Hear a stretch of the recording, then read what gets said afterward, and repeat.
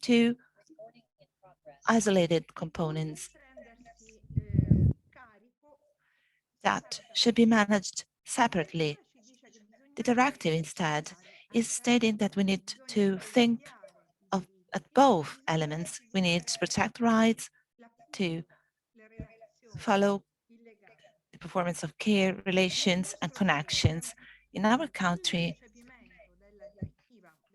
the application of Directive 29 was based on a formal recognition of rights and a formal recognition of care, without getting into a dimension of the effectiveness of the one or the other, without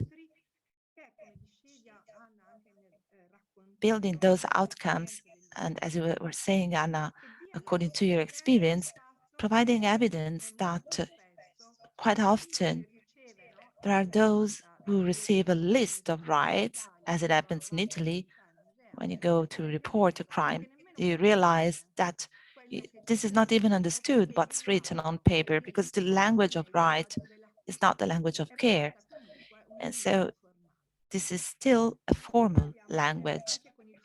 In Italy, with the support of IPRS, which I thank, we have activated a peculiar focus that's part of the justice systems and the criminal execution.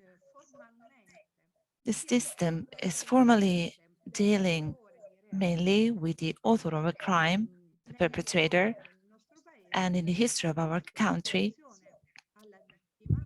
attention to the victim was seen as instrumental, meaning aimed at using, so to say, the victim as an element on which to build the educational intervention towards the perpetrator.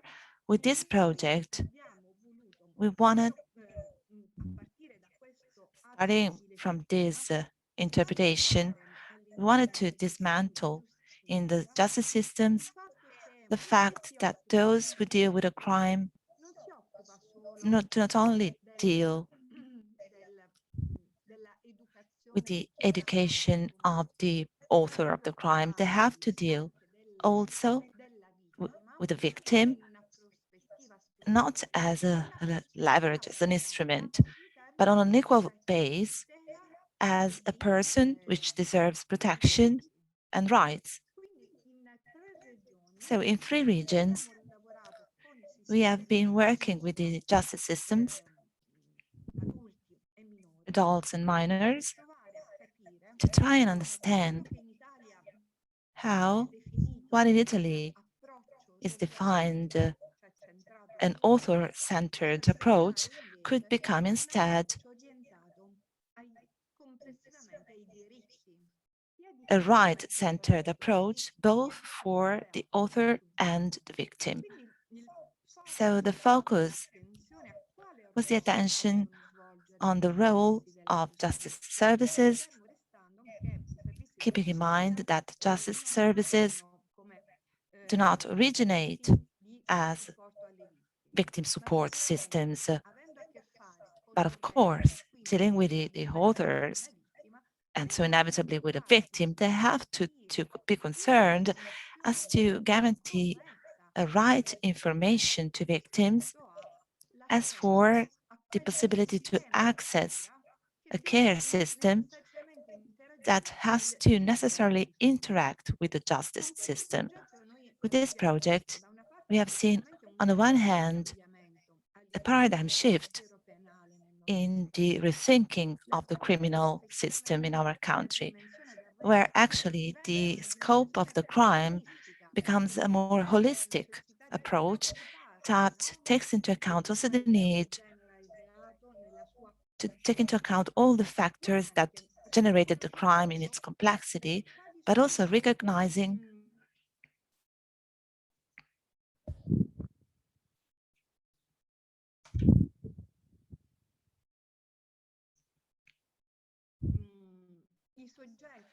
the different persons which are part of this system.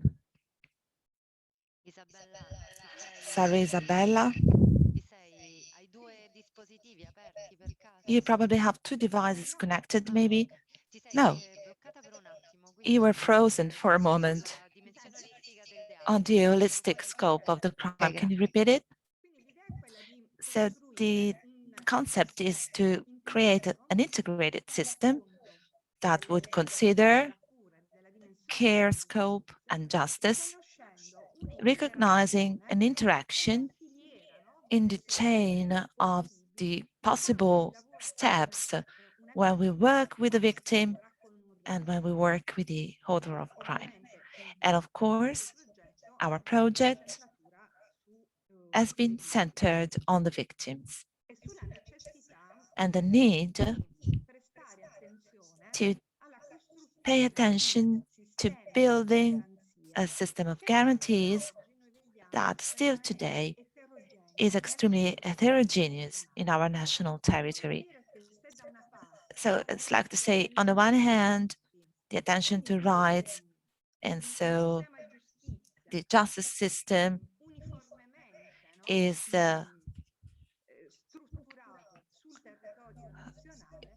homogeneously structured on the territory nationally. Instead, the care system is extremely fragmented in the different interventions that can be built on the territory. This is also due to the fact that there are many differences. Those will take actions. On the one hand, we have justice and state. On the other side, local bodies, care, and territory. So the problem is how to guarantee some standards of services to provide to the victims. So in our work, we have seen that still today, in the care services to victims, there is still a sort of self-referential strategy. This kind of services, so to say, well, they feel independent as for the need to make a network, to join a network, to be part of a chain that shall guarantee care and rights. Another thing that we have noticed is that in our country, this attention on the care of victims originates as a consequence of the investment on restorative justice systems. So it's a sort of outcome or byproduct of the restorative justice system that now is taking charge also of the victims. So we asked ourselves a question and which was not answered, but it is needed to find this answer in our country thanks to the project, is to keep on pondering on what kind of training or education and what kind of actions should be undertaken by the services which deal with the victims. Are there some standards as for the kind of training and what kind of skills should be activated? I'm referring especially to general services because quite often specialized services, of course, they are more focused and targeted at recognizing which are the necessary skills.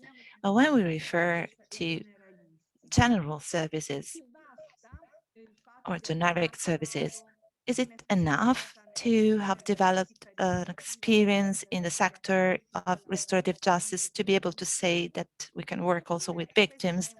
Or are we in a confused situation that raises confusion and there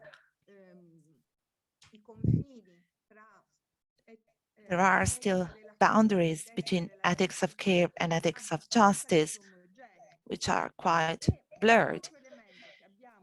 And another aspect we have seen is that thanks to the justice system, that's a nationally recognized system, it's possible to activate the construction of a network of services that is aimed at making a regional strategy visible in the different regions in order to forge a common thinking that will put together the focus on rights and the focus on care without underestimating either one or the other, because the most important thing on which we have to work today is that the ethics of care is not inferior or a surrogate or replacement of the ethics of rights. Rights and care are two core pillars, and today's communities and societies shall take charge and endorse this. And so the experience we are living through these days with the conflict, the war in Ukraine, is demonstrating this quite clearly. Rights, attention to rights, and attention to care shall work hand in hand. I thank you, and I'm glad to listen to the other speakers after me. A warm greeting to all of you. Thanks again. Thank you, Isabella. Very important points made. Yes, we have 1 minute in our schedule. So is there any question or remark you would like to make before we go to our next speaker? If not, then keep them for the discussion at the end of our seminar. And I will give floor to our German colleague, to Stephan Kees. Was it correct? Hopefully.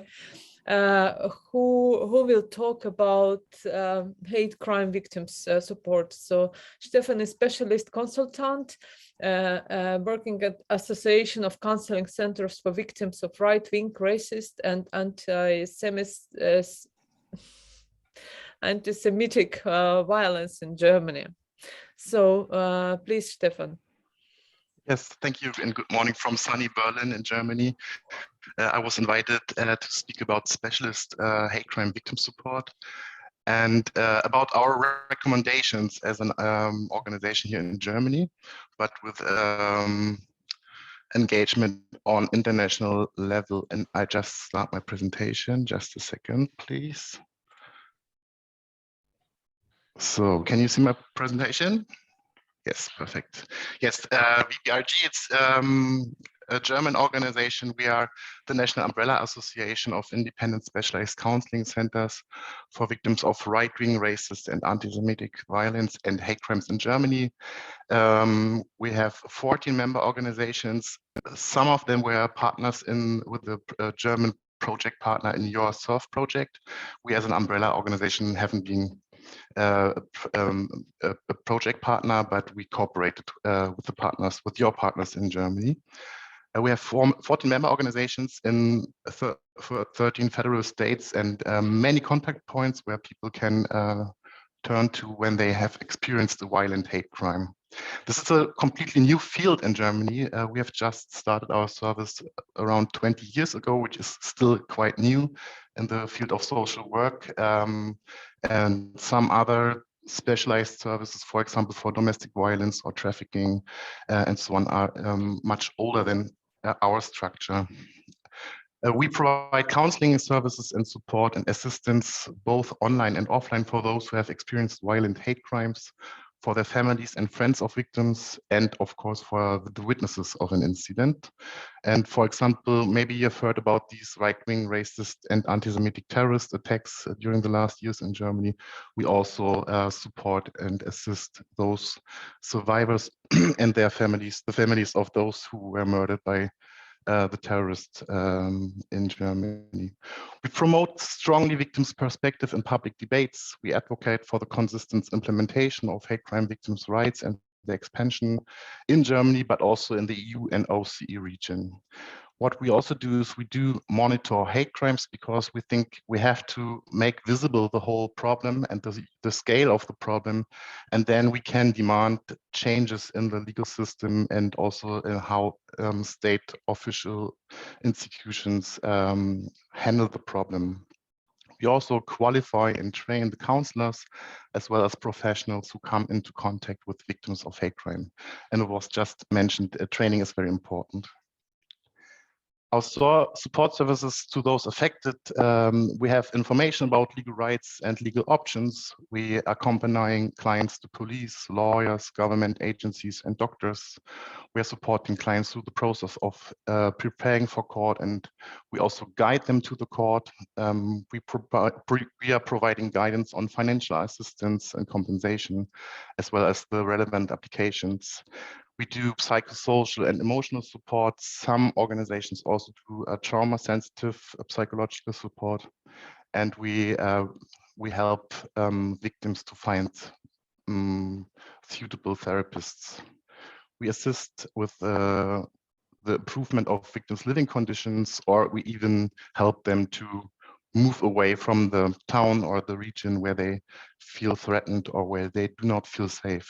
And of course, we support with public relations, because this is something that happens again and again, that media tries to pull the victim into the public. And this is a very traumatic and also re-victimizing process. And so we really try to support the victims to have like a proper public, public relation. We have common quality standards all over Germany. We are proactive, and this is maybe something very special. So if we hear about a victim, for example, in the news or in the newspaper, we try to reach out to the victims because we know that many victims do not trust both official institutions by the state, but also civil society organizations. They fear to be re-victimized. They feel not to be taken serious. So we really try to reach the victims or their relatives and offer our support. We stand partially on the side of the victims. We are client orientated. It means we really put their needs and their wishes into the focus of our work. We do not make any step without their confirmation. We are mobile. That means we can meet the victims where they live or where they feel safe. They don't have to come to our office, but they can name a spot where to meet, and then we meet with people, with these clients there. Of course, we are confidential. We are multilingual, and we are free of charge. And I want to tell you, when it comes to recommendation, I want to tell you about a project that we just nearly finished. It's the SERV Project, enhancing stakeholders' awareness and resources for hate crime victims support, which we implemented with OCODIA, so Office of Democratic Institutions and Human Rights in Warsaw. And this was a huge project that we implemented with an expert network from 41 countries. And we always try to find someone from governmental institutions, ministries, police, and on the other hand, civil society organizations. And we try to develop tools and guidance to set up and build a robust hate crime victim support structure in Europe. And it's not only EU, but the OCE region. And was a very busy and active project. As you can see, we developed a lot of publications, for example, on the needs of victims, hate crime victims, on quality standards for hate crime victim support, on the cooperation between civil society organizations and governmental organizations in this field. We also developed a diagnostic tool for assessing the National Hate Crime Victims Support System. We developed trainings for both law enforcement and justice system, but also for civil society organizations. And of course, we produced some policy briefs, which I now would like to focus on. Maybe important for you to know is that we have like two underlying principles. We really try to implement a victim-centered approach, that we think about the whole structure that has to be developed from the victim, and then the victim is in the center of all of our thoughts. And then the second thing is that we think that hate crimes are different from other type of crimes because these are message crimes, and they target not only the direct victim, but they go beyond the direct victim. It's a message to their communities and the whole society. And many people feel affected, even if they were not the direct target. That's one thing. And the other thing is that hate crimes are targeted against the very core of identity. So it's nothing that you can change. Often you can't change your ethnicity, you can't change your religion, you can't change how you were seen. So it's so this is something very different from maybe other kind of crimes, violent crimes, and that has an impact on it has an impact how victims experience these kind of crimes, and also about it has an impact on the specific needs of hate crime victims. So we had different policy briefs. Let me just check the time. We tried to find out how many specialized service providers there are in the European Union and the OCE region, and we found out there is nearly none. So only very few organizations are specialized on supporting and assisting victims of hate crime. Although in the European Union there is this directive that we already talked about today, and hate crime victims are explicitly mentioned in this directive. So we think there is the legal framework to develop a special hate crime victim support system and structures in all European Union countries. And of course, we try to bring these ideas of the directive also into the other non-EU countries. So we really think that specialist victim support should be enshrined in national legislation, and specialist support should in both, like when it's civil society driven or driven by official institutions, it should be based on the needs of the victims. I think that's similar to all specialized victim support organizations. It is important to develop clear, defined quality standards, and it's something that we tried in the project to give an example how it could look like. We think that states should adopt a multi-agency hate crime action plan, because so many different stakeholders have to be involved to really support and assist those affected by hate crimes.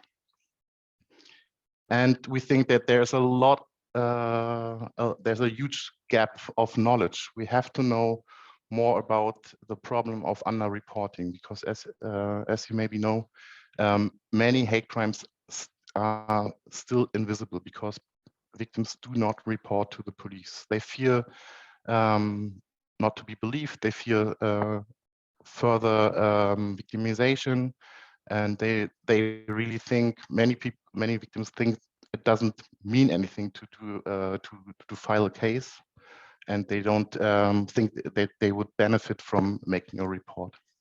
So we think really it should be focused by also the science. We did also policy paper for structural arrangements. I will not go into this, and we have like a final policy brief that that is maybe distilled all the knowledge that we have gained in the project. But as you know, that the status of crime victims in criminal justice process and proceedings is very different across all these states. The recommendations cannot always currently be translated directly into operational practice.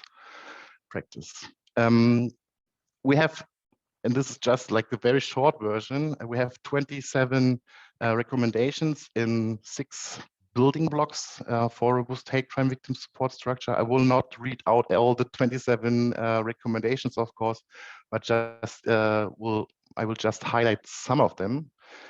In the building block legal and policy frameworks, we really think that criminal justice authorities should devise and implement policies and directives that promote an institutional culture that guarantees safe reporting, just to overcome these big, huge gap of underreporting. And people have to trust that this is a meaningful process, that this really is helpful, and they have to report so that they come into the possibility to really experience support by state organizations and institutions. In the block hate crime victims and criminal proceedings and the justice system, we really think that a victim-centered approach requires that the victim's perception of the bias motivation for the crime is taken into account. This is something that we often hear from the victims. They say, I'm not so much interested that the perpetrator gets charged, but I want the bias motivation be recognized by the state, by the judge, by the police, by the society, because this is something very, very important for many, many victims, that the society realizes that this was not because someone wants to steal your money, but it was an attack against the very core of identity. It was against my identity. And this can happen again and again and again in racist, sexist, anti-Semitic structures in our societies. In the building block sensitive and respectful treatment of hate crime victims, I would like to highlight sensitivity and respect for hate crimes must be ensured at the institutional level. You've just given these very nice examples in the first presentation, and I think this is there was this one example from Spain where she said, I really felt good in front of the court because I got all the information, it was clear, it was understandable, and she felt this person or the victim felt respectful treated, and this is so important for all victims of all crimes, but also especially here in the field of hate crime victim support of hate crimes. We really would like to highlight the need for an individual needs assessment. This should be done by both the criminal justice system, but also by civil society organizations, because only if we know the needs of the victims, we can then offer a tailored support. And because as we know that needs do change during the process, this has to be an ongoing process. So criminal justice authorities and victim support support providers must ensure that victims should have their needs assessed on an ongoing basis after reporting a crime or approaching service providers for support.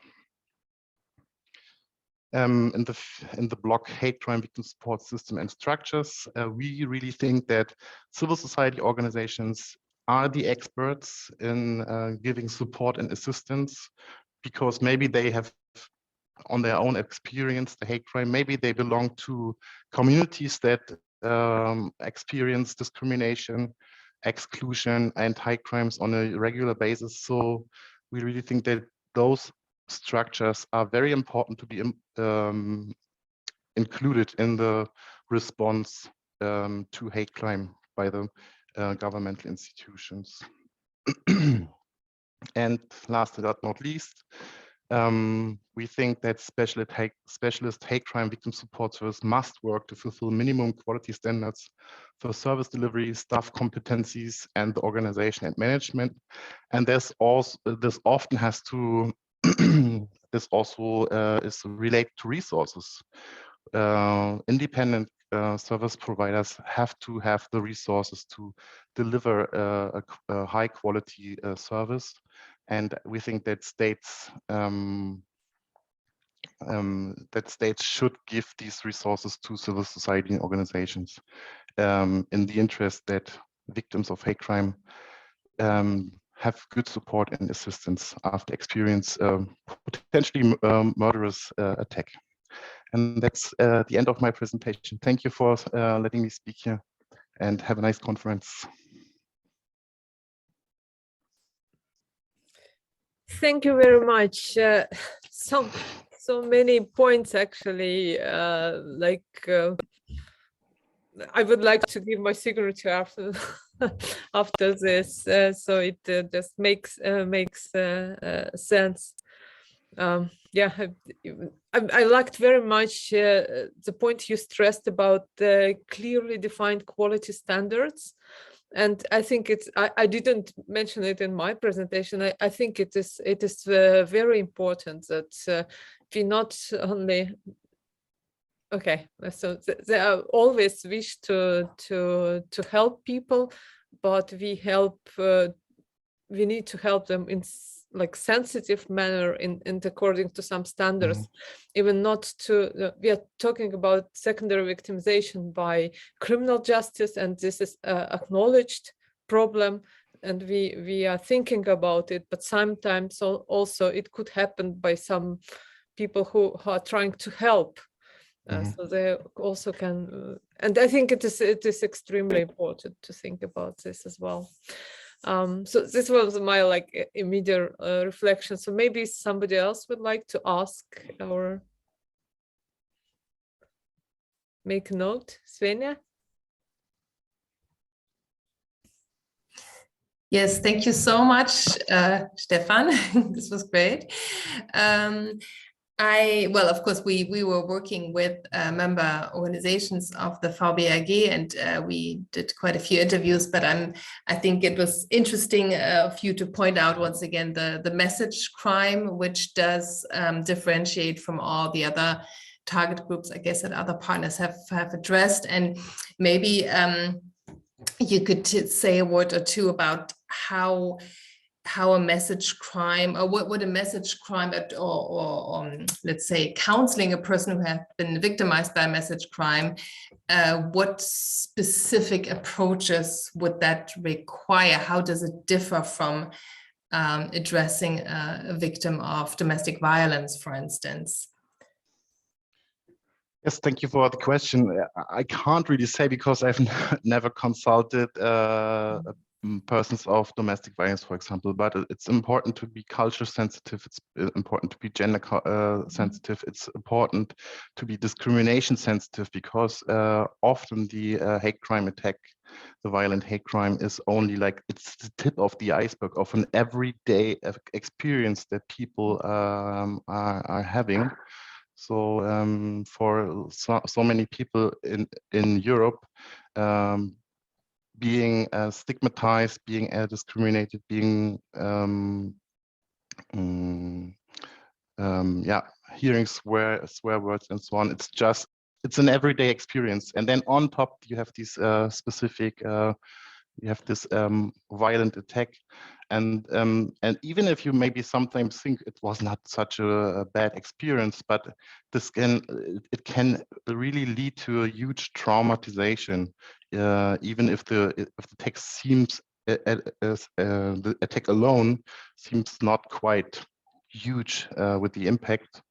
So it's very important to be trauma sensitive, and I think it's very important to just acknowledge the experience, to really say, yes, I understand that this was not just any kind of attack, but it was because you were perceived as LGBT, or as you were received as Jewish, or because you were a kippah, and it was an anti-Muslim racist attack.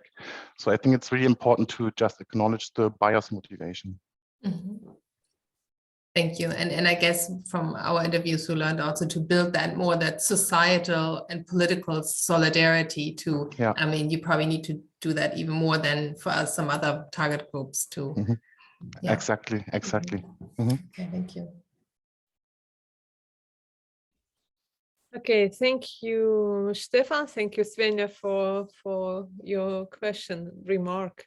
So I will give floor to Ana Calvo Sierra, who is legal researcher and coordinator of the Valencian Forum for the Abolition of Prostitution in Spain. So please, Ana. Good morning, everyone, and thank you to the organization for having me today on this webinar on behalf of the Valencian Forum for the Abolition of Prostitution. I would like to tell you a little bit about the origin of the forum, its work, and what we're at the moment. The Valencian Forum for the Abolition of Prostitution was created in February last year by the Valencian government from the Conselleria of Justice, Home Affairs, and Public Administration.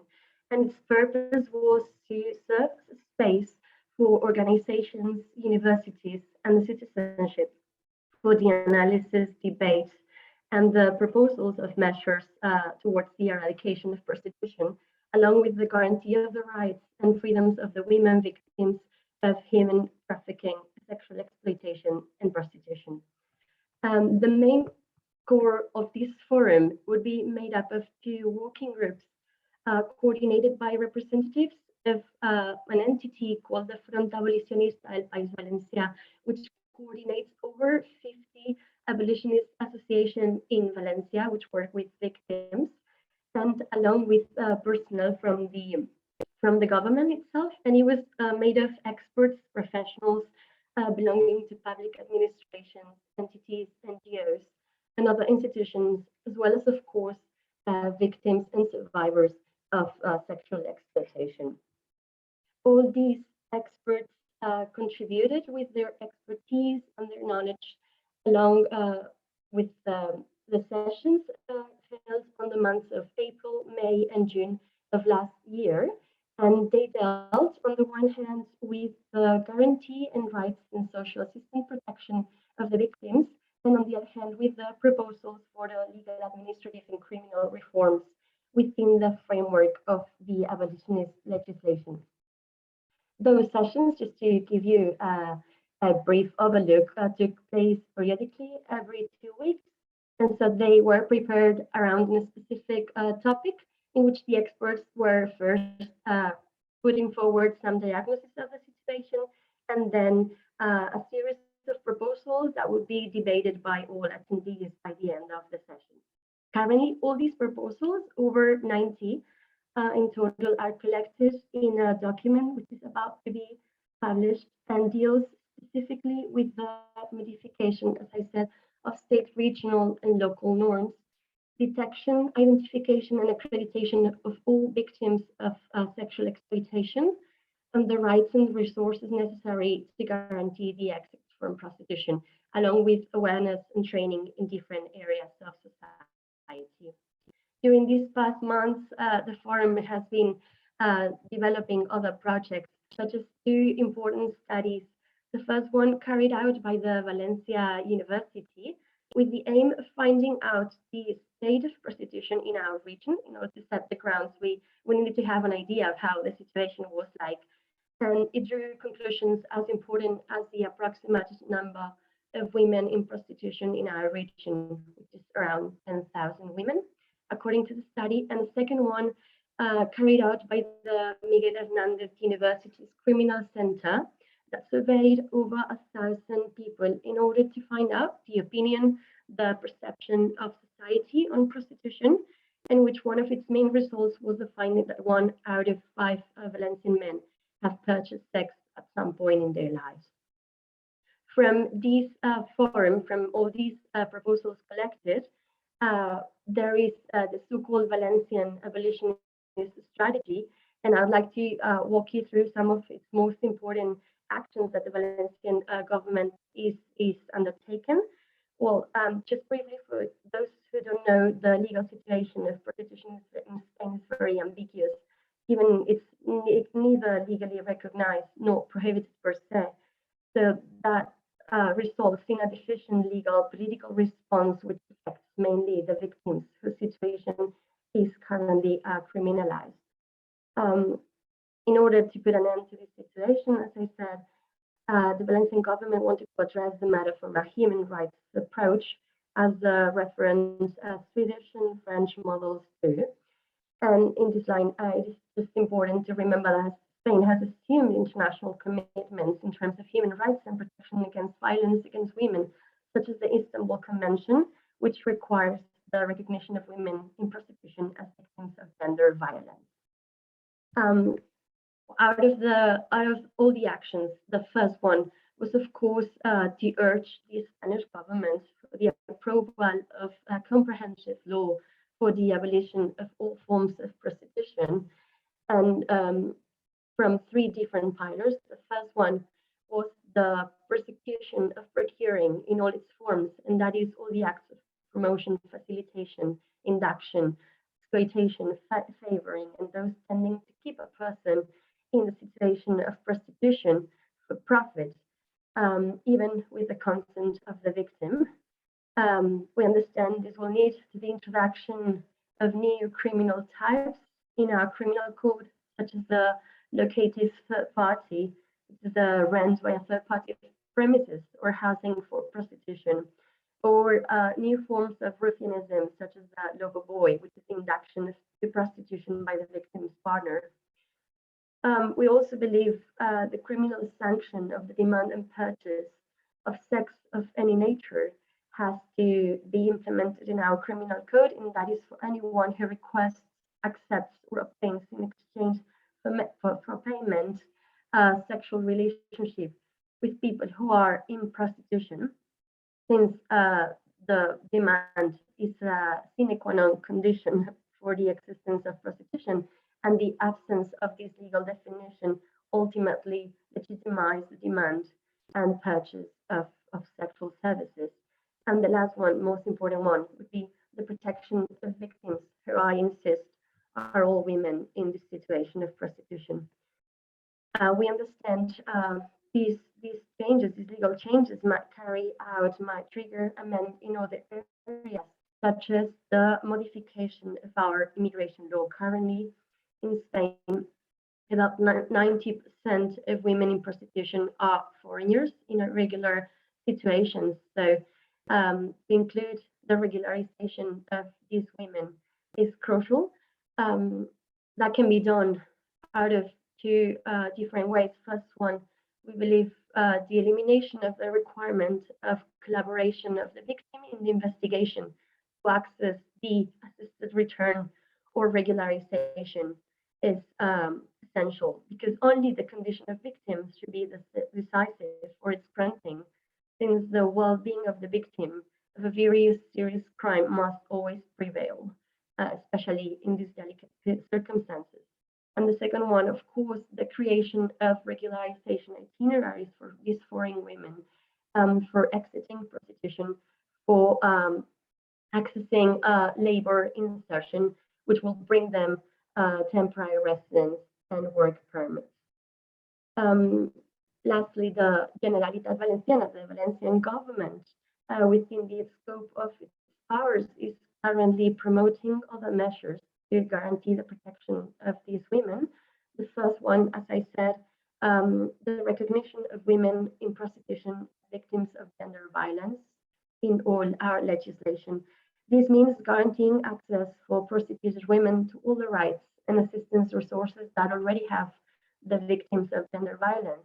And thanks to this recognition, all these women, regardless of their circumstances, would have the right to free legal assistance, social resources, protection measures contemplated in the Statute of the Victim, which is already very exhaustive in Spain, and to all other rights recognized by this current legislation. Housing, of course, the guarantee of housing resources for prostituted women. Their situation of vulnerability, as I said, prevents them from accessing on many occasions decent housing. So we have to increase the public stock, not only that, but considering them as a priority group to access the housing resources already available.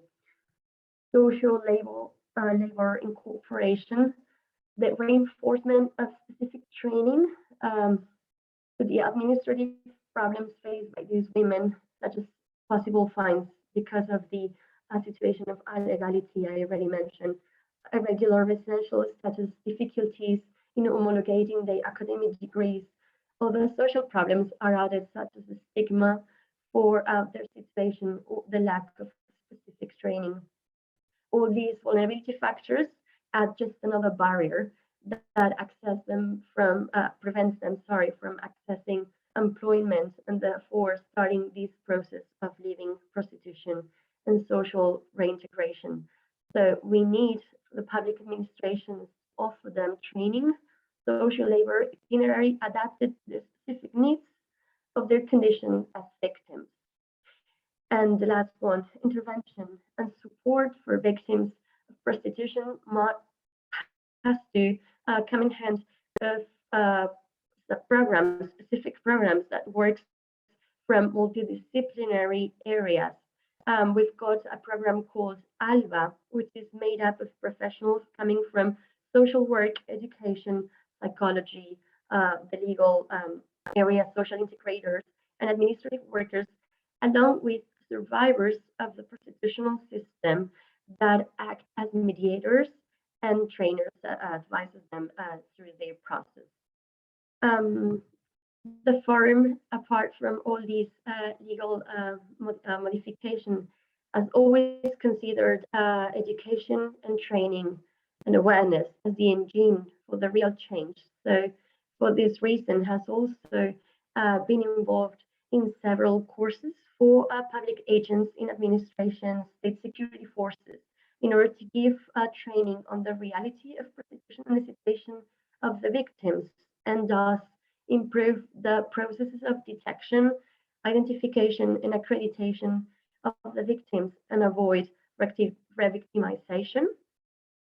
And the last bit, we've been involved as well into awareness campaigns because, as I said, changing mentalities, it's such a paradigm shift. We need a society to start becoming aware of the reality of the situation for these women. So we've carried out 2 awareness campaigns, one focused on men's demands and prostitution under the title Si pagas abusas, if you pay, you abuse, and a second one calling out for the youth. And the motto, prostitution isn't leisure, it is sexual violence, which is currently being presented in events named Youth for the Abolition, where they play an important role as leader for the cause. Well, that's about the forum. I'm sorry I didn't have a presentation, but I'm gonna write down the email because our website is currently not available in English, but if you had any questions, you could type that email and I'll be more than pleased to answer them all. Thank you so much. Thank you, Anna. It's a really impressive job you are doing, really. And I was thinking about you mentioned changing stereotypes of people, but so in reality, we also need to change stereotypes of officials who are working with these ladies. And yeah, it is also very difficult if we are honest with yeah, here. I think maybe somebody would like to ask some question or comment. Please feel free.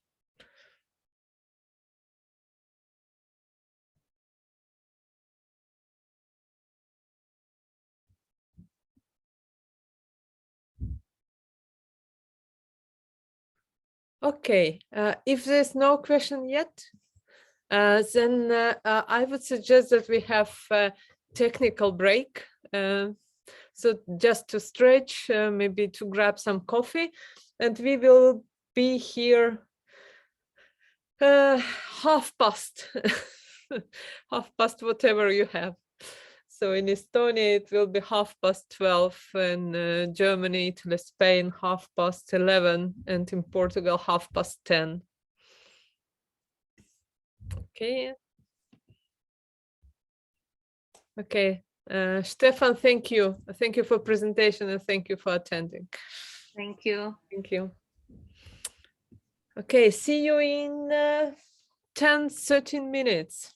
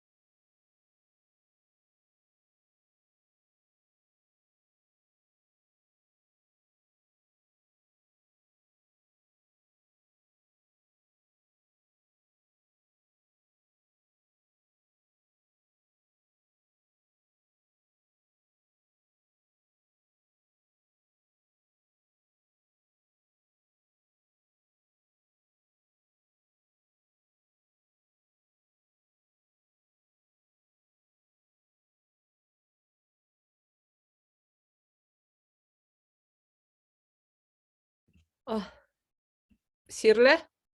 Ei kuule praegu? Kuulen korras. Hästi. Meil oli vaheaeg, sellepärast ei ole midagi kuulda. Okei, issand jumal, ma ehmatasin, et ma tulin sisse välja. Okei, siis on korras, teeme nii, väga hea.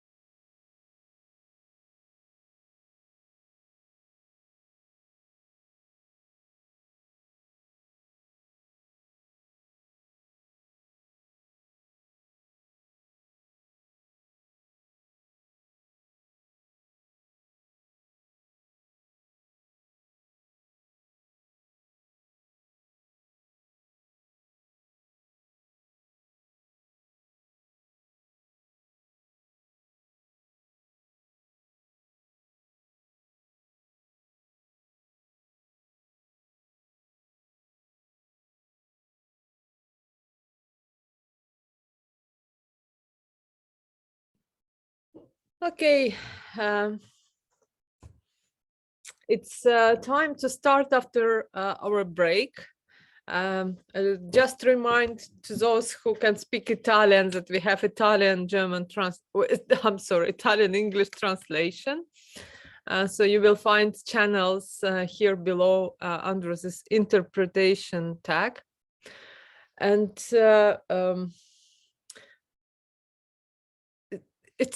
I'm looking at the topics, and we will have two presentations in a row on the topic of trafficking, actually helping victims of trafficking, followed by their presentation from Romania, the news and trends in the protection of crime victims in Romania. I'm really excited to hear all three presentations, and we will start with Portugal. So Manuel Albana, who is National Rapporteur for THB. Yes, and the presentation is about new challenges on human trafficking in Portugal. So please, Manuel, the floor is yours. Thank you, Anna. Thank you for the invitation. Thank you all. Good morning or good afternoon. It depends on the place we are staying. For us, it's good morning yet.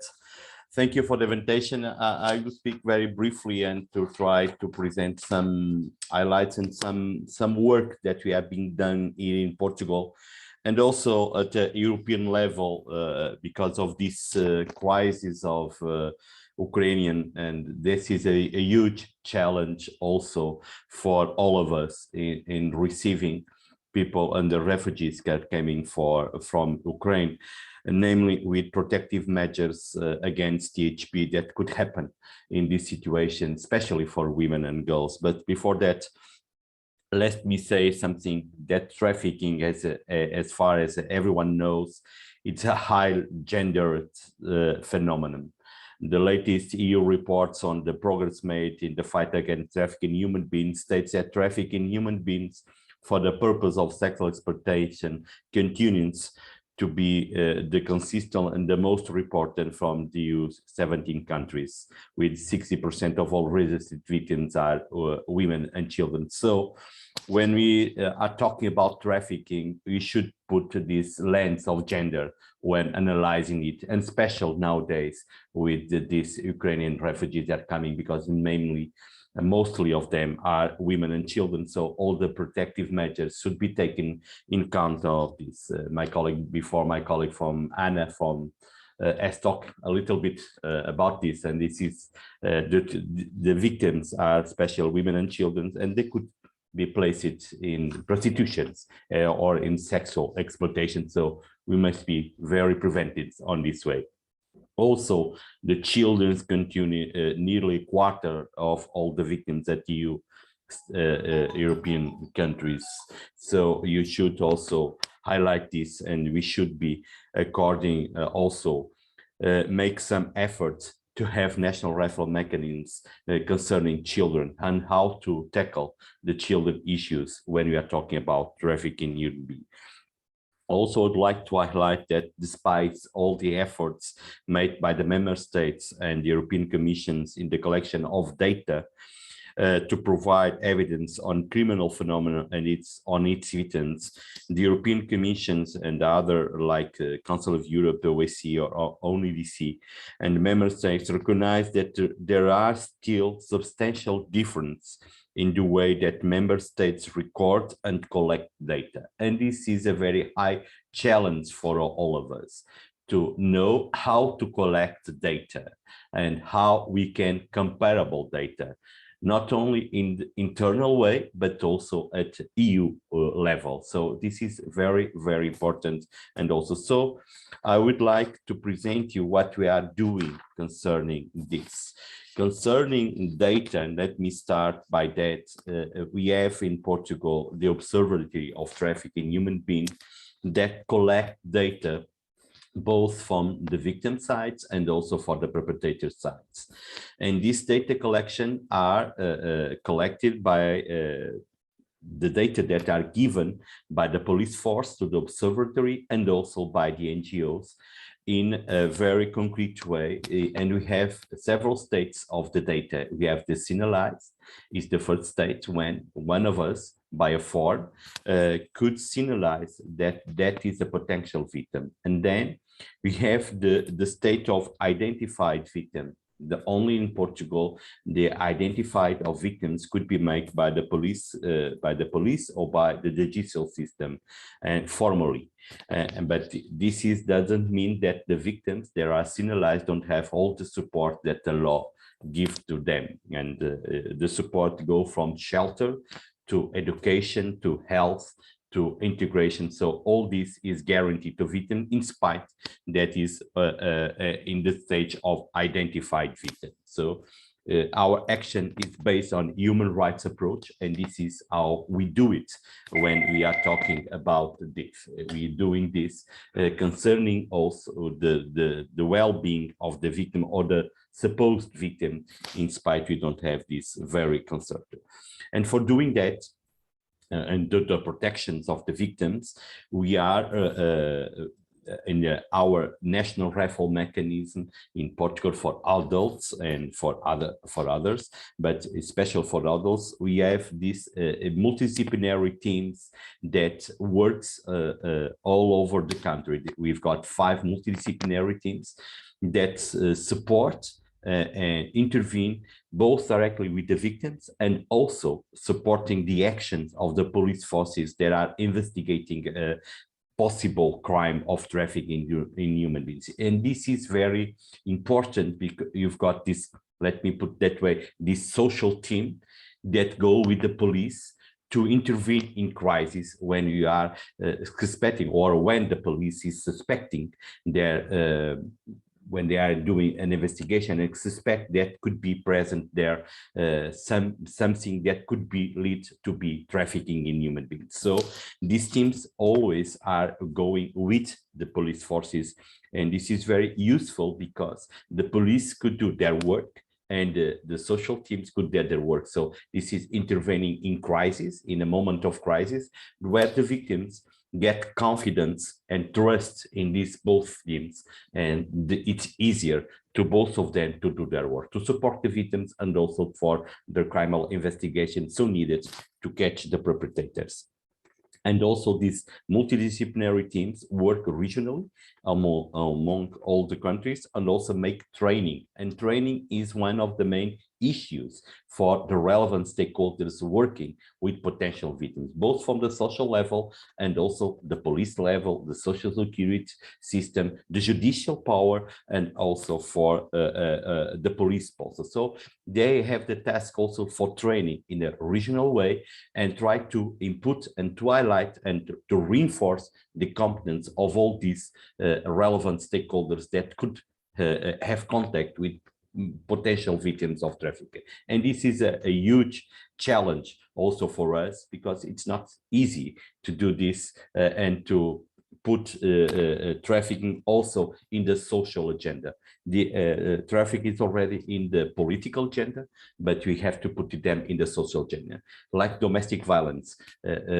Nowadays you speak on domestic violence and most everyone, from the common citizen to the professor in the university, know what they are talking about. But we have to do this also for trafficking. And to do so, you have to act on training, sensitization, and also on talking about trafficking everywhere we are going. So the awareness campaigns that we made are also very important, because it's the best way to identify and to help everyone to identify the signs that could lead to trafficking. And that is a huge challenge, to make this technical language in a social language that we can also, and everyone could appropriate it. So that's also another part we got in Portugal, and we have been developing. This is the shelter and for the protections. We are now running 5 shelters, 2 of them for men and their children if they are minors, and 2 of them for women and their children, and 1 specificity for underage children. So for minors that could be trafficked, and this is a shelter. And since 2019, we've got these autonomous, 2 autonomous houses that is for people that have been sheltered, and now they have no longer need for a high protection, and you could be placed in these apartments to restart their life freely of this victimization process, and to be more free, with more free movements, because this is always evaluated with the police forces that are accompanying the case, and how to go broader. And this is also very, very important to highlight this. And to do that, as I told you, we have been cross-cutting trafficking human beings in several other action plans. We have an action plan, the 4th. It has finished in the last December last year. We are preparing now the 5th action plan. But to make trafficking to be placed everywhere, several other action plans or strategies have got measures connecting with the 4th action plans. This is the example of the national plan to implement the Global Compact migrations, and also have some specific objectives on combating trafficking in human beings. Also, the strategy on child and infants have specificities, measures on it concerning trafficking in human beings. So this is the way we see how to deal with trafficking. And since 2019, and concerning children, and this is a huge challenge. We started in 2009. He has been presented in 2021, the new national referral mechanism on specificities for children. And this is very important. We are now starting the training sections to implement this in the field, but they have been made, this national referral mechanism, with the participation of all the multidisciplinary group. It was a short multidisciplinary group with the Observatory of Trafficking Human Beings, the National Republican Guard, the Public Security Police, the Immigration and Border Service, and also from the Commission, my office as a national rapporteur, and also from the civil society institutions that work in the field of child protection, both the one that are specificities on child protection concerning THP, and also the one general child protection. So this national referral mechanism also get the inputs of the RAPT, that is the National Network Combating Trafficking Human Beings, that have other interventions on it. And also we have been developing, and it started last week, the developing with the support of EU grants funds that are allocated to Portugal. We start with the Observatory of Trafficking Human Beings, a new project that is you don't know perhaps, but in Portugal, the most prevalent knowing and reported form of trafficking is for labor exploitation, in spite of at European level, it's for sexual exploitation. So we are in counter cycle. And to try to see why this happened in Portugal, we are acting in two sides. We are conducting a study by the University of Minho on the gender perspective of trafficking human beings, try to know what's happening and why THP for sexual exploitation, it's not so reported, in spite that the NGO says this is the most prevalent form of trafficking also in Portugal. So we have to know why this happened, why this is happening in Portugal, why it's not reported the sexual exploitation for or THP for sexual exploitation in Portugal. So this is a study that's been conducted, as I told you, by the University of Minho. We hope on the end of this first semester to have the results of the study, and also we are conducting another study also to try to know the economic and the social costs of trafficking also in Portugal, and to get the big picture what's happening in Portugal concerning this. But what is concerned to THP or sexual exploitation, it's going to be a start this new project that will help to try to know and to better know, and also to better design better prevention strategies to support also the identification and to delineate targets and tailor assistance, protection and reintegration programs and measures aimed to victims of sexual exploitation. And this is the one project that we are going to start developing since this year, and it will be a huge challenge. It's a project that will be conducted by the observatory as a team leader of the project, but with the involvement of the main institutions that work in Portugal in what is concerned sexual exploitation, linked to the THP situations, that work in the field, that work in the support of these potential victims, and try to know what is the specific. So in a very, very speedway, as I can tell, this is the most challenge, and one of the challenges is try to put also the new action plan in line with the European strategy with trafficking human beings. And at the present moment, the big challenge, not only for Portugal, but also for all EU countries, it's the Ukrainian refugees.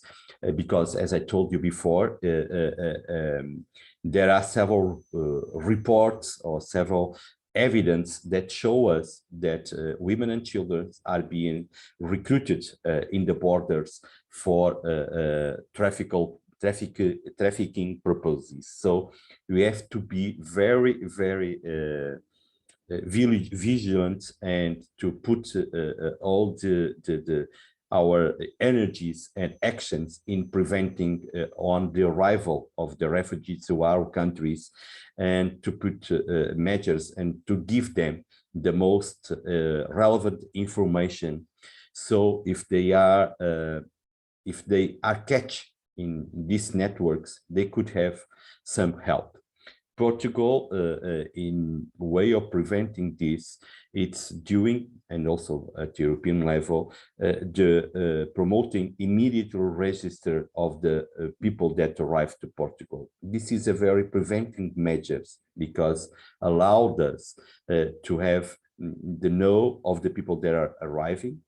And as they are given immediately the numbers of social security, contribution numbers, another health number, the people are registered. So it's a preventive way of avoiding, or try to avoid, that could be trafficked. And also we have been with the multidisciplinary teams in the field to give the people the right information to avoid that they could be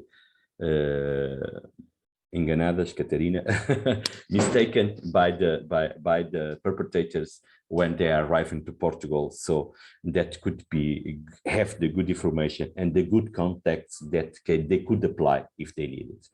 And this is what I want to share with you. I'll be delighted in answering you any questions that you could have.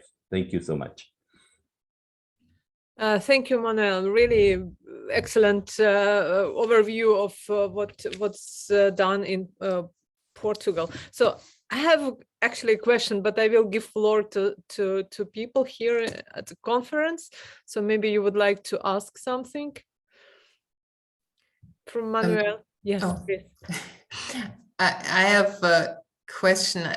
Thank you so much for your presentation. I guess the human trafficking of the Ukrainian refugees, I mean, we are in Germany, we are even geographically much closer, and I'm sitting in an office where in the hallway we have women waiting with their children. And we've heard this argument on the attempts of human trafficking, but I've also heard, and this might be odd to say, but I've also heard of fake news around that. Like Anna, I guess we're going to hear another presentation on this maybe for Estonia, but I have the feeling that at the borders there are so many services who are helping people from Germany are flocking out there, and I wonder how this even happens, if there's this intensity of care at the borders. I mean, how large this problem is in fact. And I guess then there must be quite a bit of misinformation if you fall into the trap. I mean, so the awareness raising must be strengthened on the support, on the end of the support system. But yeah, so this might be a little bit provocative, but I wonder how severe the issue is. No, indeed, I think I could not be more agreed what you said. I think there are lots of fake news that are very alarmist, because I think in the borders, and we are going to have the national rapporteurs. There is a EU network of European national rapporteurs. We are going to have on the 1st of April, the second meeting on specifically on the Ukrainian crisis, if you could call like that. We have last week or 2 weeks ago, the first meeting. And at that time, we heard our colleagues from the borders, from Slovakia, Romania, Poland, Moldova, and Hungary, that they make the border, and they receive in the first place the refugees from Ukraine. And also we heard from the European services like Europol, Frontex, FRA. They are in the field also, and they are doing this awareness when the people arrive with lots of information, trying to avoid and try to give the best information for the people to avoid these networks that are acting in the field. And they are really acting on the field. We know that, but there are lots of fake news. Indeed, there are lots of fake news to try to provoke the alarmism of everyone. And I think the coordination that has been implemented has been preventing measures to THP situations, because people are being registered even when they arrive to the borders. And this is a very good way of trying to avoid this. And also for acting the borders, they have been, in the first week, it was very confused because everyone wants to help and no one knows how to help. But nowadays, only organizations register and formal register, and if they know who they are allowed to act in support, in humanitarian support. They are these ones that are allowed to be there. And even they register also not only via the drivers who then transport the people for other parts of the European level, the countries or in the country, with the license of the driver and everyone. And nowadays they also register the people that enter in that bus, who they are and where they go to. So we are trying at the European level to make these preventive measures. Some people, unfortunately, are going to be trapped in some way. So, but I think we are doing or are we trying to do a good job in try to with these measures, with the coordination and everyone at a European level to try to avoid trafficking situations that unfortunately are going to happen. We know, but we are going to happen. But in this situation, I think we have acted well on this situation in a prevented way. But I agree with Svante when she said there are lots of fake news, and these fake news are trying to put the eyes in other ways, and they will allow the perpetrators to act. So we have to be very aware of it and to control, and also to try to be very positive and very active on combating also this fake news. For now in Portugal, as far as I know and what arrived to my office, we have 2 suspicions that could be traffic situations, but they have been already investigated, and none of them was trafficking. It was someone that are going to take money advantage of the special vulnerabilities of these persons, but not with trafficking. Someone that offers a service that never appears and that never gives the service, lodgement service or transportation service, and they want a fee for it, but it was not connecting with trafficking. For now, as far as we know, this doesn't mean that could not be happening at this precise moment we are talking. But as far as we know, in Portugal, there from the Ukrainian situation, we don't have any situation that could be trafficked. So, but this is everyone was very alert to it. So we act on it. But I agree, Svante. Yes, thank you for your observation. Thank you for sharing. Okay, Manuel, I see that SERV is receiving some kind of emergency call. So I will ask my question now. I was like very, how would say, surprised or impressed that you have this national referral mechanism for children. And I would like to ask, what are the main challenges you have in regard to this mechanism?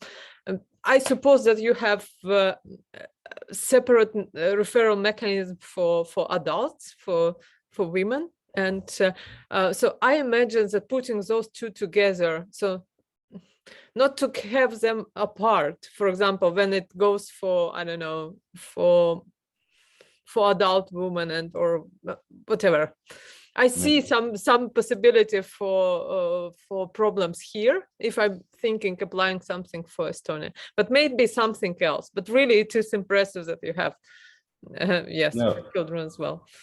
That's not a problem. I explained to you because when we have our national referral mechanism was approved by all relevant stakeholders, both from the civil society and both from the state. It's not a law, it's not a decree law, but it's a manual, if you want to put like that. If my English is not so good, sorry for that, but it's our national referendum was approved in 2014, the global one. And even on that one, we have provisions for children also, okay, in that one. And the best that we have in Portugal concerning THP at all the legal and both technical instruments has been made by everyone.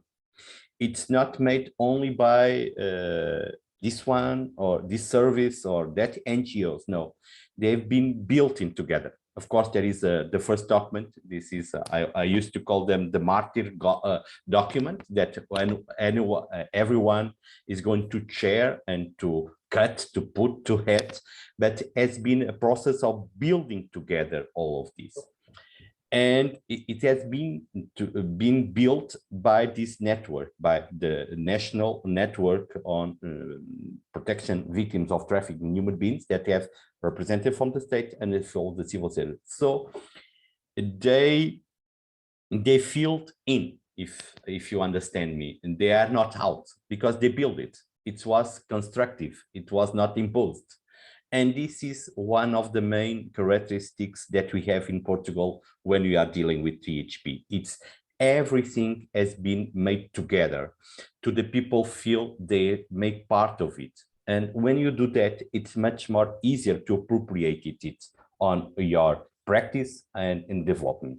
Of course, there is a challenge for now, for this could be disseminated and to be put it in place with everyone, and even on the protection system that we have in Portugal. We have this protection system. Every municipality have one of protection service for children. And this is one challenge that we are going to do now, is the training of all of these professionals in this national referral mechanism for children, and to know and to help them to know the signs, to know how to act, to know how to put forward the positions that are in there, and how to protect, and to know to whom, to when, to whom, and how they should do when they find a children that's supposed to be a victim of traffic. So we've got this chart, also make part of the National Referral Mechanism for Children, that is very clear. If you find a child that have these signs, to whom do I refer? And in this chart, you know to whom they should refer, with the context of that person or that institution that are ability to deal with this situation. So this is one challenge, to put now in place what we built theoretical, and to put them and to make all the people to be in this process. But the best of this is that we have been building these instruments collectively and not imposing them, so the people feel part of it. Mm-hmm. I don't know if I answered your questions. Yeah, thank you very much, because yes, we just discussed it recently with Estonian referral mechanism. You mentioned training, and this is essential because people need to appropriate this mechanism. I fully agree. But I see that Sirle is ready, so I will give floor to Sirle Bloomberg from Estonian Victim Support Services, and so Sirle is head of services for trafficked people. So please, Sirle, the floor is yours. Yes, and thank you. Yeah, I don't know even from where to start, because after 24 February, our small team and basically everybody who is working in our department are so involved with Ukrainian refugees, and especially my team as well, because we all know that human trafficking is always part of those times when people have to move from their home countries to the other countries. So and to be prepared and to actually keep an eye that that everything goes well during this road, and especially in Estonia, we have been quite much involved in of their housing, giving them information, and unfortunately, I have to say that. There are being signs, maybe of not directly of this human trafficking, but we see already some fraud cases. We see the attempts to future exploitation. So I call it that we right now run with the time, that to be first there with our information, because as you know, there are a lot of helpers, a lot of volunteers, but among those people are not always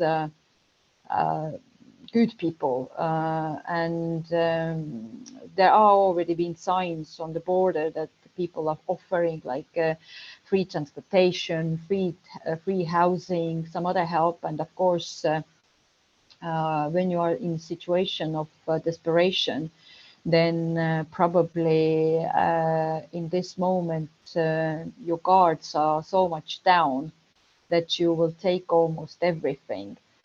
So this was introducing the situation, what is going on today. But my background actually is been working very many years in NGO, and 3 years ago I started to work with human trafficking now in a national level. So so in the social insurance board, we started to provide a service for prevention and helping human trafficking victims, which I'm really happy because it's actually gives sustainability in one hand, and on the other hand, of course, the role of NGOs are really big in here as well.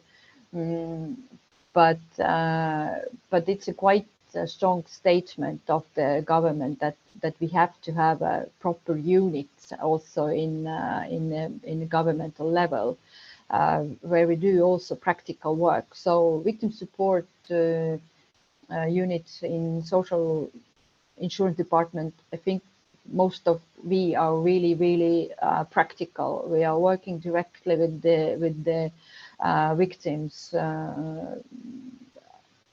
Me as well, by not only providing service and designing it, but actually counseling victims and doing prevention, because I think that only this way you can design something that people in this moment need. So coming back to our service, I would like to say that we are running human trafficking prevention and victim help hotline or helpline now about since 2004. It belonged in several years to NGO, but now it's under the national now it's under the social insurance board, so it has been working really long time. So still we receive a huge amount for Estonia, huge amount of phone calls, and last 3 years definitely most of them have been foreigners. So 90% of those calls were from third country nationals. It means from Ukraine mostly, but also Belarus, Moldova, but recently also many other countries like Tajikistan, Uzbekistan, Kazakhstan. So it was a quite new thing actually for us. It means that our little team has to speak at least 3 languages, among them, of course, English and Russian, but it seems that not only. Most of those people were men. Before I recall to this year, I think that now we'll be raising phone calls from women. And we already had during this period many cases what I could call that they were labor, some kind of labor exploitation. Unfortunately, human trafficking investigation didn't start, the police didn't start. But I think in such issues, there is, if to compare to other countries as well, I see that we talk a lot about victims, but if it comes to the cases which ended up to the court or police investigation, that not necessarily all of them have started criminal investigation by the paragraph of human trafficking. And there are many reasons for that. But if I come back to the victim-centered approach, then the most important for the victim is that she or he will get the help, and really practical help. And practical help means that either it's getting back their salary, they don't start to talk that they had some kind of violent situation, or they were held down in their apartments. It comes up later when they felt the practical help. The big case, what was recently in the media, and I'm really, really happy about that there was a company who was providing also to the governmental institution a cleaning service. We received 4 people coming to us by their claim that they don't get salary, but also they did enormous hours, working hours. And now it was in the big newspapers, and finally also many governmental institutions reacted on that, because kind of hiring such companies, we kind of supporting this way of exploiting people. So it took a long time to really realize that exploitation is taking place also in Estonia and not far away. And actually there is a possibility to notice this and end it. Today, we need to be really prepared, and actually I hope that we are prepared for that. That situation have changed. Today in Estonia have received almost 25,000 refugees from Ukraine.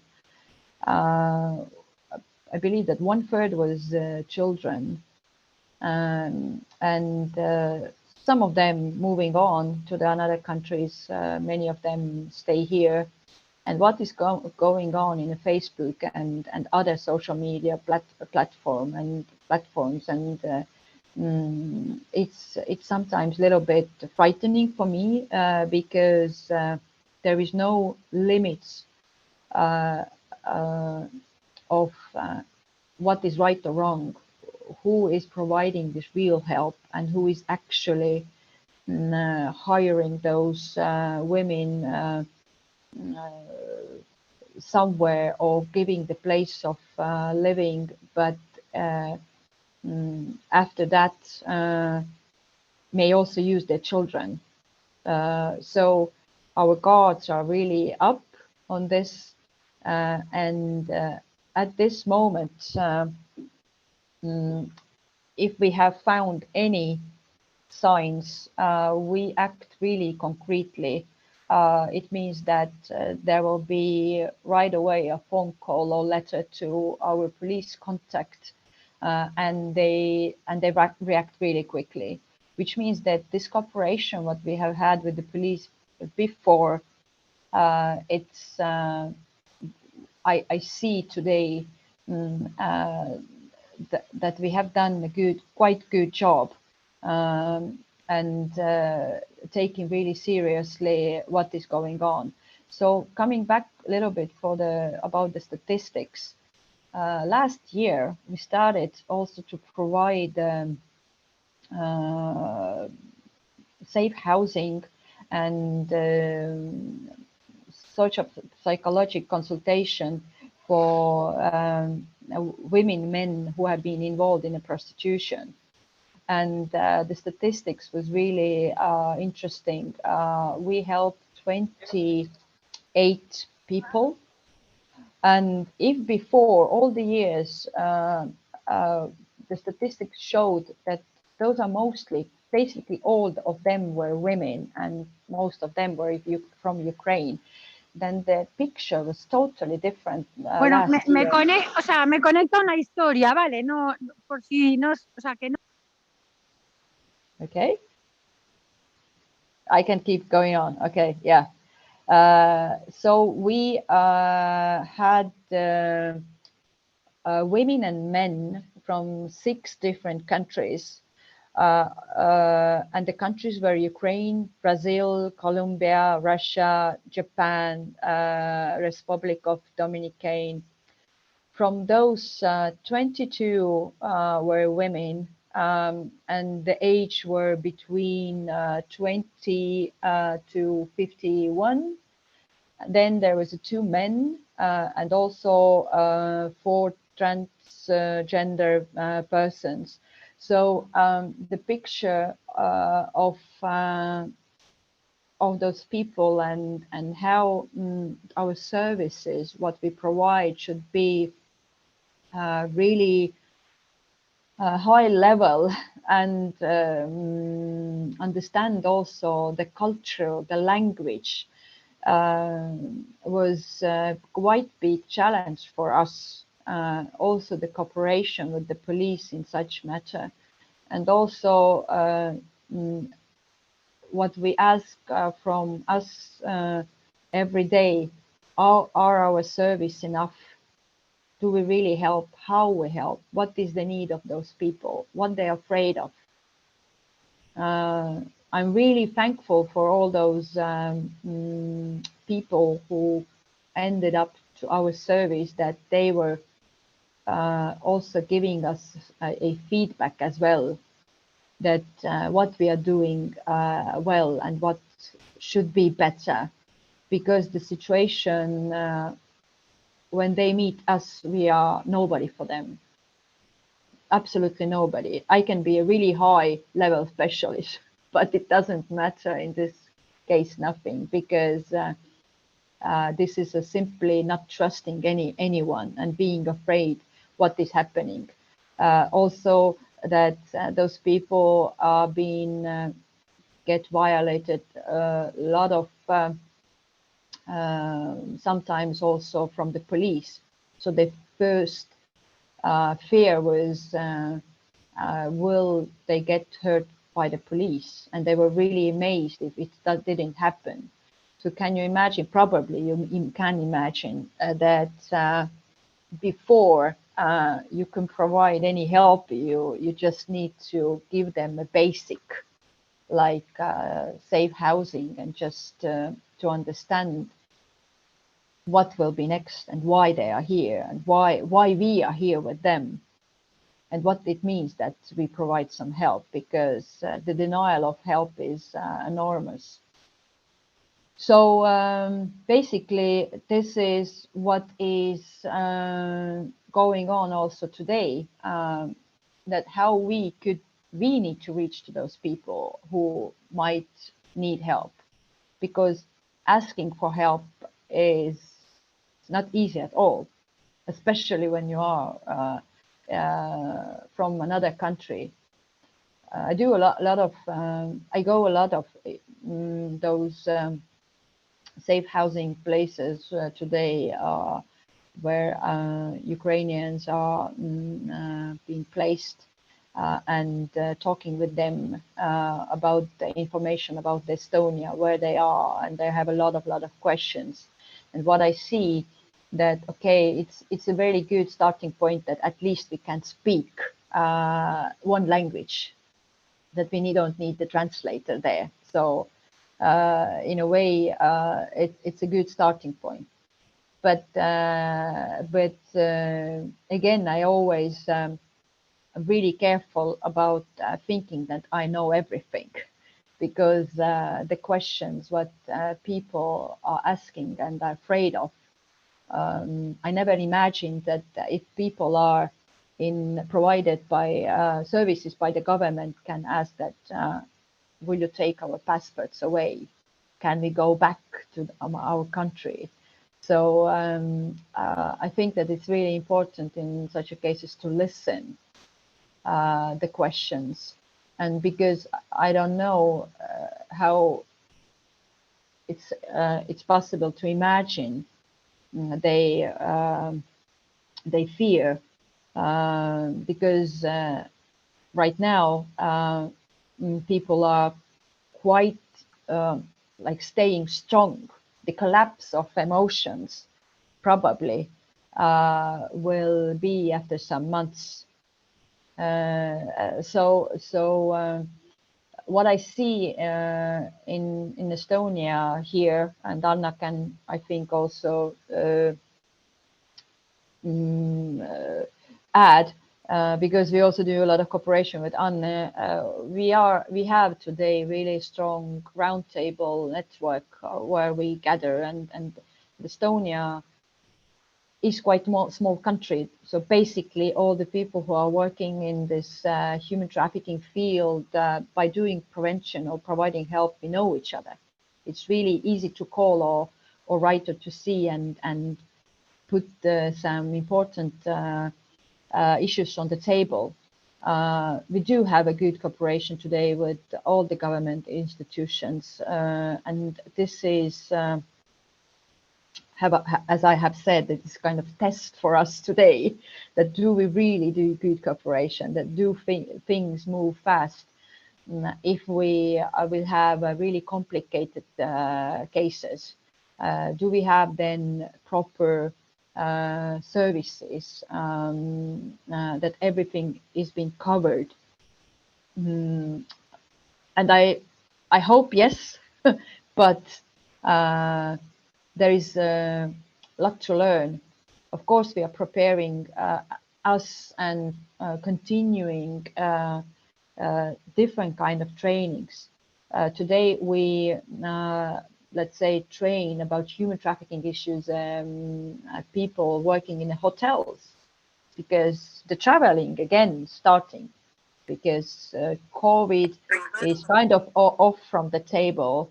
And it means that people are traveling and everything can happen. So what is important that we notice such kind of situation, and what actually then we can do. Do those information lines really work? Do we really react quickly? I am quite critical also to our work, and I think I can be, because I work in this field myself as well.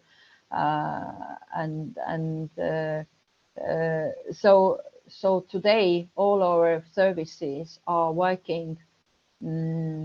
Of course, we could need more people doing it, but things are like they are. We have in Estonia only 1.3 million people, so quite small nation. So basically, I don't know. I hope that the main I told you, and if you have any questions, then maybe I can answer.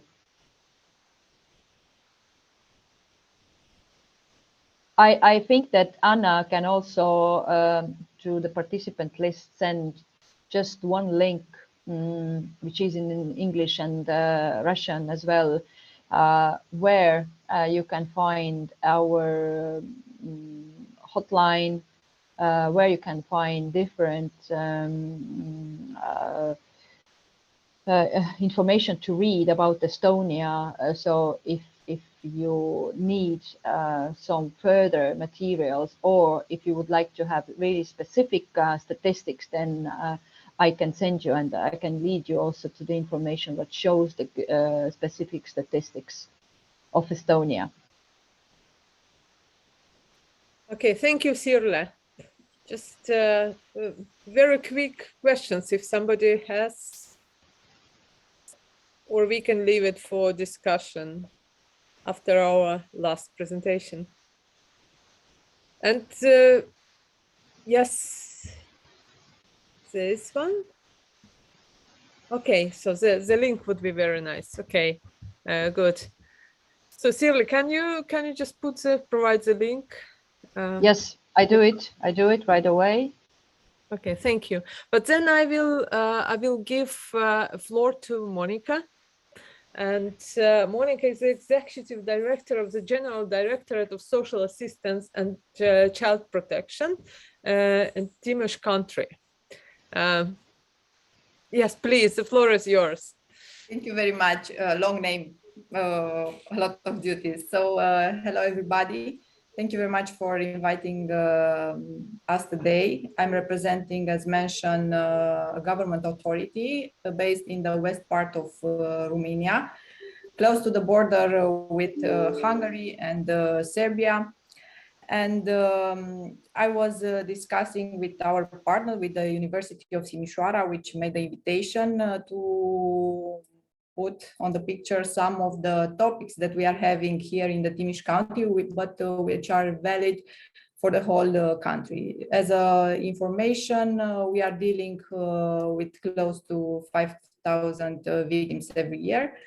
From this, we are having around 700, between 600 and 700 in human traffic in all country. Related Timiș County, since we are a border county, we have close to 50, 40, depends on the situation. Of course, the higher rate is in prostitution, but we have also other type of situations. As for the rest of you, I'm sure the last 2 years were very challenging because of the pandemic situation. We had to face a lot of problems, especially because we started to implement all the services in victims protections about 5 years ago. And during this pandemic, we were not really able to develop these services, even if we tried. Then we moved online, then we switched again, depends on the pandemic situation. But we start also in this situation to implement some new services, especially in the area of counseling the aggressors, which it's a national project made by the government on Romania level, and we have about 20 offices in the whole country. And of course, the biggest challenges that we are having being based near the border with Ukraine, and since it's a very important topic for everybody, I think it's important for you to know that Romania, even if it's a small country, we managed to handle more than 90,000 refugees until this moment. As a local authority, we are responsible mainly for the unaccompanied children, but of course that together with the rest of the authorities, we are working in developing new services for the rest of them. The colleague from Estonia said that luckily they are speaking the language. For us, it's not so simple. We have some people which are speaking Ukrainian, and some of them which are speaking Russian, but altogether it's really hard. And the topic regarding the human traffic, it's very important for us, and together with the NGOs and with the rest of the authorities, especially the police on the border, we are very careful with this topic, because we know very well and we are having the experience with the rest of the refugees, because Romania is having also the kids from Pakistan and Afghanistan and Syria, which are traveling to West Europe. And in the past year were several attempts to take these kids and use them for other purposes. And having this experience, we are trying to prevent the situation which might appear. So on local level, of course, that we are having counseling for these families which are traveling, also for the kids which are staying in Romania. We are offering shelters, we are offering all type of things that they need. And for the ones that are determined to stay in Romania, of course, that they are having the normal procedure as asylum people which is asking for this. In terms of local authority, I think for us the most important part is related training. And since there are a lot of people here which are experienced in this area, we are very much open in having different type of partnerships, especially because because we know that only by training our staff we can improve their activity. And after all this pandemic and after all the situation that we are handling, we saw that also the type of the crime changed. And if until now, most of them were live typed, now everything moved online. So in our cases, we have a huge increase of the computer crime, lover boy scenario, harassment on internet. And for all of these, we have to have solutions. We have to work with our government in order of implementing new laws. And of course, to implement all the rest of the rules which are on a European level. So I think for future, we need also software and hardware adapted to different type of criminal activities, partnerships with local specialists, new and quick services, and better knowing of different type of criminal activities. So if you have questions about Romanian market, and I can answer without problems. Thank you. Thank you very much. So questions?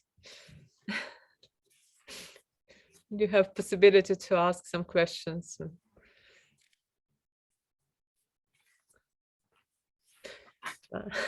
Okay, thank you. So maybe in order to initiate discussion, I would just sum up some points, which I think I was very attentively listening to all presentations. And so this, hopefully you would agree that there's a lot of very similar challenges our systems, also quite different, are facing.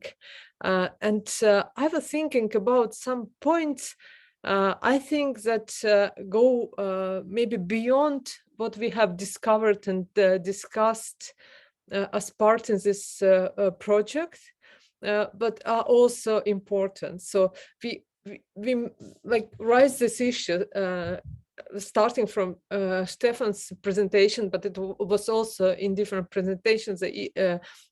Anna mentioned it, which regards the stereotypes that there are in our society regarding the victims. And on the one hand, it could be that we are dealing with victims who are not good victims, in a way, who are maybe homeless, or they have some alcohol or drug addictions, who are prostitutes maybe, and we have in societies this stereotypic image that they do not deserve the help we are providing. So I think this is one of the challenges or the ways we should go. But on the other hand, there's also the stereotype that if somebody is wealthy, well-dressed, using gadgets, etc., they do not deserve help because they are well off. And we can see it, for example, again with war refugees, well-dressed, and they do not need our help. And this is also the other side of the coin, I think, that we need to face. But when I look at the level of services, maybe what also is interesting, and maybe this challenging point, is coordination of services. And we have very good examples, like national referral mechanisms. Also, this is the way how services are coordinated, multi-agency plans, etc. And again, so our today's seminar shows how important it is, because otherwise there will be a mess and chaos. And again, the new lesson learned from this last month crisis, and also related to coordination, is how we involve volunteers in helping victims. So people are willing to help in general. So we have volunteers who are contributing to helping of, for example, victims of domestic violence or trafficking. But the last months just increased this huge wave of volunteers who all would like to help, and it created a mess. It's complete, and coordination shall go to this sphere as well, and it is probably the task of victim support services. So somebody needs to take this responsibility. Yes, and when we go to the level of the victims, there are also two very important points, I think, that we have not discussed today. Maybe they are beyond the scope of our project, but one of this is everything which is related to restorative justice, and for me, restorative justice goes about human dignity, and that we shall, I don't know, cherish this dignity for victims. And the second one also, it's very close to this. And I've made a note when I was listening to this autonomous houses for victims of trafficking, and this is actually the wider question of autonomy of victims, because our ultimate goal when we are helping victims is that they either some of them even will start a normal life, normal autonomous life. So the aim is not to help them up till the end of their times, but to provide this environment and support so they can do it themselves. And again, this autonomy for me is the need of victim, and it is related to human dignity.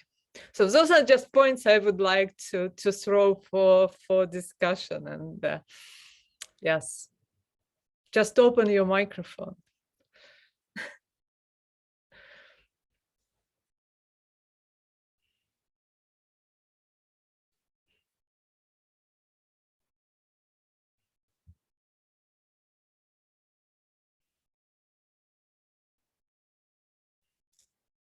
Oh. Yeah, Monica, please. So just open microphone and yeah. Okay, thank you. Yeah. So I think since our biggest challenges in this moment is related to this huge amount of people coming from Ukraine, I think it's very important for us to hear what the rest of the countries are doing it. And from my point of view, what I've learned today is very well. And it's very important because we can see that even if it's something what we know, basically, we learn in school how to handle it, because after all, it's social services. Having this huge amount of people, and what you mentioned, even if he's well dressed, it doesn't matter, he has the same needs. And I think this is a paradigm somehow, because also for our colleagues, it's quite hard to handle and to take each person. But I think this is the most important, to treat each of them and to solve each of them problems.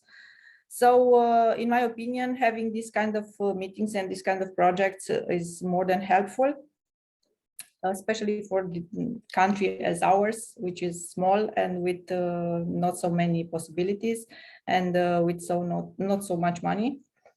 But I think we are doing quite a good job, and having a lot of NGOs which are aside us, and a lot of volunteers and a lot of people involved, I think we can manage it. But not to forget that we have to be very careful related all the rest of the problems that might appear during handling with refugees. Thank you. Thank you. Yes, Lena, please. Yeah, following up on that, I also thought it was very interesting listening to those countries who are so immediately affected, and I guess Germany is to a certain extent as well. We're here in Hamburg and we're having quite an influx, as I said, even in our own office. And I think I would be curious, maybe you have some advice too, as to, we're servicing young people up to 28, but we're having a lot of young mothers with their children here. And the dilemma of, I mean, we previously had a lot of kids from Syria and Afghanistan, and there was we put them on that integration path, so to speak, of learning the language and finding a job, finding housing. And here it's a dilemma of saying, how much do you go onto that integration path and hooking them up with language classes and making them establish a life here, and their desire to just go back immediately and being in a totally different mindset and not ready, but the system forces them to register, to go all these administrative steps as if they would want to stay here forever. You know what I mean? But just looking at some of the faces here, I feel like they're not there yet to establish a life so far away from home. And so I think for us as counselors, that's going to be it's a fine line to what extent are you being activists and to get all the parameters of daily life in order, but yet deal with the trauma. I know we're going back to the trauma-informed care approach, but how do you keep that in mind as well? And so I don't know about Romania and Estonia. I mean, I think you've said some of it in terms of how much people even want to go, travel further away from there, or how much they are ready to go back home as soon as they can. I'd be curious to hear that. No, as far as we saw until now, especially the ones that came in our county, most of them are not decided to stay here, because the ones that are decided to move to Germany or England or even United States, they are just passing through. The rest of them, 80% of them wants to go back to their homes. Mm-hmm. And somehow they are staying now in Romania, and also our legislation was adjusted that way that they are getting the services, but not as the ones that are decided to stay forever in Romania. So we have some sort of solutions also for these ones. They are learning the language because they have to understand somehow with the people around them. But I think the ones that are decided to travel to West Europe, probably they are coming to you and then they will need integration. At least this is the information that I have until now from my colleagues, which are working directly with them. So you're saying the majority who comes in your county would want to go back to Ukraine as soon as possible? Most of them, yes. Oh. Mm-hmm. Okay. They are having here shelters. Some of them also are going for work. Their kids are integrated in some services, either in kindergarten or in schools, especially for them. But somehow they are decided to go back. Okay. Mm-hmm. Yeah, when I go I was just looking for the recent numbers of refugees, but this is, as Cyril mentioned, the last figure I've seen, something 26,000, which for Estonia is a huge number. And if I'm not mistaken, I don't know if somebody is here from Estonia, but some just not so big part of them are transit, like refugees going further on. But this question still remains whether they would like to again. So maybe this is the main. Okay, no, no, not the main source of stress, but it is very stressful because nobody knows when the war will end. Yeah. And so far we are discussing in Estonia on the level of this crisis solving. So the direction is for integration. and for developing autonomy of those people. So not to providing, but basically giving them all the rights to find job and to stimulate them very like the normal life as far as it is possible, opening all this. It's like for local people, you have access to social welfare, but on it's not some special requirements, but you are like a citizen in this country. But if I'm thinking about topics we discussed today, so what we've been doing, Sirle mentioned that we are cooperating. Like last week, for example, we had, for us, it was huge training. We had 90 people listening to this webinar for people on labor. I don't remember how you call them, who was like on labor services, offering jobs for people. And so we just trained them how to recognize the signs of labor exploitation. For example, if employee is some kind fishy, or what information to provide to refugees that they will be cautious about being entrapped for labor exploitation. And also, I mentioned that it is very important to take care for victim support services as restorative justice activist. So we had this restorative approach. First, we planned to have restorative circles for victims of war, but it seems that they needed time. So it was we had this suggestion for Ukrainian community, but this offer was refused. So far, we are planning for April this restorative circles, but we are planning to do it in this way that we will train Ukrainians themselves, and then the Ukrainians themselves will be able to have this circle. So this is kind of sustainability and giving the tool that you can use in your community. But meanwhile, these restorative circles were very useful for victim support services providers, because as I told, the burnout is huge, and also emotional state when people are like every day helping and facing refugees is something that needs to be taken care of. So one of the ways we are doing are those restorative circles. It's like nearly every day there are some volunteers who are doing this job. Talking too much.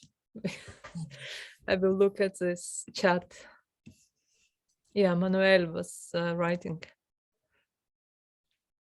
Okay. Yet to leave. Yes, okay. And thanks to Manuel. It was very interesting. Yes.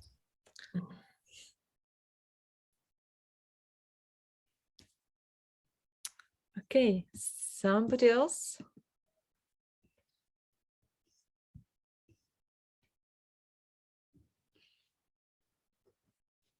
Yeah, I can see that there's a hand or something. Maybe I talked too much. Okay, but it was very interesting. So let me, yeah, I'm talking from myself, but I see people just nodding. Yes, very interesting, and thanks, Anna, for the organization also. And thank you for participation. Really. I'm really sorry, but we cannot meet in person. So first we postponed it because of COVID, and then we planned it in Tallinn and postponed it because of war. So finally we are here in the Zoom. So, but anyway, it's nice to see you. It's nice to hear and discuss with you. You are hell of the team. Okay, thank you. And just one question. My students are asking, they are having classes now, but they are asking if they may watch the conference then, because Yes. this recording, do you? Yes, I'm recording. I forgot to record my presentation, but so we started from the second one. And thanks for reminding me. Yes, we will publish this online. So just write me and ask for the link. And Okay, I will write you, because some of our professionals and also our graduates and undergraduate students and PhD students are very interesting too. so maybe we have this SERV webpage. So maybe webpage is appropriate place to share. Yes, I will suggest that you can share on the webpage, and so it will be available for everyone that is interesting. And thank you again, Hannah, and all of you. Thank you. And because it's project is supported by European money, so we always need feedback. So please, I've just copied this link again. So it's just 5 questions. It's probably 1 minute. Is that on even if you close the Zoom, or do we need to do it right now? I don't know, just push it. Yeah. And Okay. probably you will not access it when we close it. So okay, then we'll do it now. Okay, thank you very much, and have a great day. Thank you.